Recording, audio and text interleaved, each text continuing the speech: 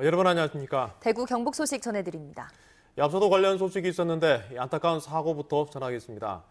어젯밤 독도 앞바다에서 응급 환자를 구조하던 소방 헬기가 추락했습니다.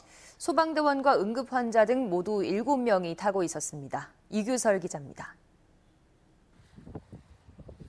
손가락 절단 환자를 후송하기 위해 출동한 헬기가 독도 앞바다에 추락한 것은 어젯밤 11시 26분쯤. 독도에서 이륙한 헬기는 남쪽으로 비스듬히 날아가다 불과 2분여 만에 선착장에서 200~300m 떨어진 바다에 추락했는데 독도 경비대장이 이 장면을 목격하고 119에 신고했습니다. 헬기에는 영남특수구조대 소속 대원 5명과 50대 환자, 보호자 등 모두 7명이 타고 있었습니다. 신고 내용은 헬기가 추락하였고 거리는 200에서 300m 추정, 자체 보트로 현장에 가보겠다고 하였습니다. 사고 해역에는 함정 14척과 초계기 2대, 헬기 8대를 투입해 구조 작업을 하고 있지만 아직까지 별다른 성과를 거두지 못하고 있습니다.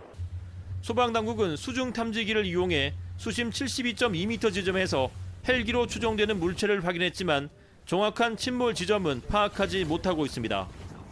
현장에 잠수요원 30여 명을 투입했지만 독도 인근 해상의 파고가 높아 직접 수색에 나서지 못하고 있습니다.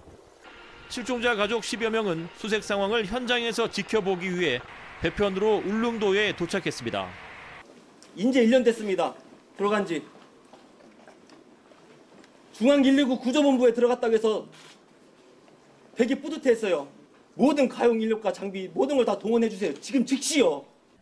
사고가 난 기종은 소방청이 지난 2016년 도입한 프랑스 에어버스사 헬기로 탑승 인원은 28명이고 야간 비행과 악천 후 비행이 가능합니다. 소방당국은 사고 헬기에 대해 1000시간 비행 이후 실시하는 회전축 정비 점검을 보름 전까지 실시했고 점검 결과 이상이 없었다고 밝혔습니다. MBC 뉴스 이규설입니다. 대구도 고등학교 무상급식을 하기로 해 다행입니다만 이 과정을 보며 무척 답답합니다. 예산이 부족해 무상급식이 어렵다던 권영진 대구시장이 일주일 만에 말을 바꿨는데 중학교 무상급식을 도입할 때도 마찬가지였습니다. 대구시의 소통 없는 일방 행정에 신뢰가 추락하고 있습니다. 박재영 기자가 보도합니다. 예산 사정이 어려워 당장 무상급식 도입이 어렵다고 선을 그었던 대구시. 한국가스총회 개최를 위한 엑스코 제2전 시작 건립공사 등에 돈이 많이 투입된다는 이유를 들었습니다. 고교 무상급식을 바로 시행하기에는 예산 사정이 참으로 어렵습니다. 그래서 이 부분들은 우리가 해야 될 일입니다. 해야 될 일이지만 조금은 시간을 조절을 하는, 호흡 조절을 하는 것은 필요하다 이렇게 생각합니다. 시간과 호흡 조절은 오래 가지 않았습니다. 권 시장은 어제 긴급 기자회견을 열고 고교 무상급식 도입을 결정했습니다. 그동안 시민사회에서도 우리 대구만 무상급식을 내년에 안 한다라는 부정적인 여론도 제기되고 또 여러분 언론과 그리고 또 학부모들 이런 쪽에서도 이를 두고 말들이 많습니다. 전국 꼴찌의 고교 무상급식 도입을 반기면서도 어떻게 일주일 만에 예산 사정이 좋아질 수 있냐며 말 바꾸기 행정이라는 질타가 쏟아지고 있습니다. 중학교 무상급식 전면 시행도 대구시는 예산 타령을 하며 버티다가 여론의 역풍을 맞고서야 마음을 바꾸어 먹었습니다. 충분한 여론 수렴을 하지 않다가 반대에 부딪혀 정책 방향을 바꾼 것은 이번이 처음은 아닙니다.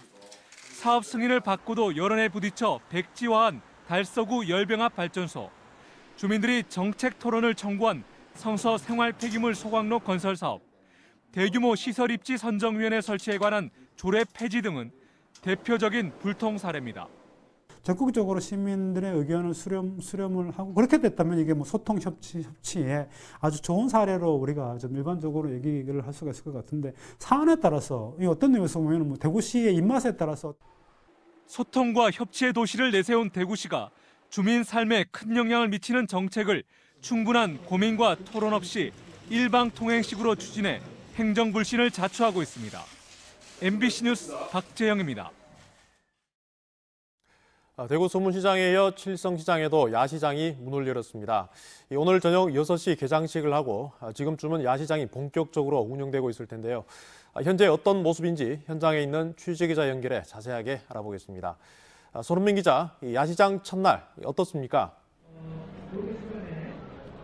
네, 저는 지금 칠성시장 야시장에 나와 있습니다. 조금 전인 저녁 6시에 공식 개장식이 열렸고 지금 무대에서는 축하 공연이 한창입니다. 제 뒤쪽으로 보시면 많은 인파로 발 디딜 틈이 없을 정도로 많은 시민들이 이곳을 찾아 저녁을 즐기고 있는 모습을 볼 수 있는데요. 야시장을 찾은 시민들을 한번 만나보겠습니다. 여기 위에 학교 다니는 고등학생인데 학교 끝나고 놀러 왔어요. 여기 옛날엔 주차장이어서 너무 어둡고 무서웠는데 야시장이 생기고 나서 너무 좋은 것 같아요. 생각보다 퀄리티가 너무 좋아요. 맛있어요. 감사합니다. 별별 상상 칠성 야시장엔 75개의 판매대가 있습니다. 빈대떡과 무침에 김밥 같은 전통 음식과 케밥, 닭강정 등 퓨전 음식, 의류와 액자를 파는 상품 코너도 있습니다. 야시장 상인들은 3대1의 경쟁률을 뚫고 이곳에 자리를 잡았습니다. 칠성교와 경대교 사이 신천 둔치 공영주차장에 위치하면서 주차장 공간이 줄어드는 걸 반대하는 상인들 때문에 우여곡절을 많이 겪었는데요. 상인들을 설득해 드디어 문을 열 수 있었습니다. 칠성 야시장은 연중 쉬는 날 없이 저녁 6시부터 밤 11시까지 열리고 금요일부터 일요일까지는 밤 12시까지 문을 엽니다. 틈틈이 무대에서 공연이 펼쳐져 신천의 아름다운 야경을 감상하면서 먹거리까지 즐길 수 있는 새로운 관광 명소가 될 것으로 기대됩니다. 지금까지 칠성 야시장에서 MBC 뉴스 손은민입니다. 조선시대에 유행한 전염병 천연두에 대한 예방과 해독법이 실린 전문 의료서적 보적신방이 안동에서 발견됐습니다. 한국국학진흥원은 안동 임하면 금포고택이 기탁한 543점의 자료 가운데 대대로 의료를 가업으로 하는 세의 변광원이 쓴 보적신방을 발견했다고 밝혔습니다. 보적신방은 천연두에 대한 당시 의학 이론과 치료 경험에 입각한 임상적 견해가 자세하게 실려 의학사적 가치가 높은 것으로 평가됩니다. 경북의 마지막 남은 일본군 위안부 피해자인 박필근 할머니와 그 아들의 구술 생애사가 내일 경북교육청 문화원에서 발표됩니다. 포항여성회는 위안부 피해가 사회적인 문제라는 점을 부각시키고 피해 당사자뿐만 아니라 그 가족에게도 큰 영향을 줬다는 것을 알리기 위해 발표회를 마련했다고 밝혔습니다.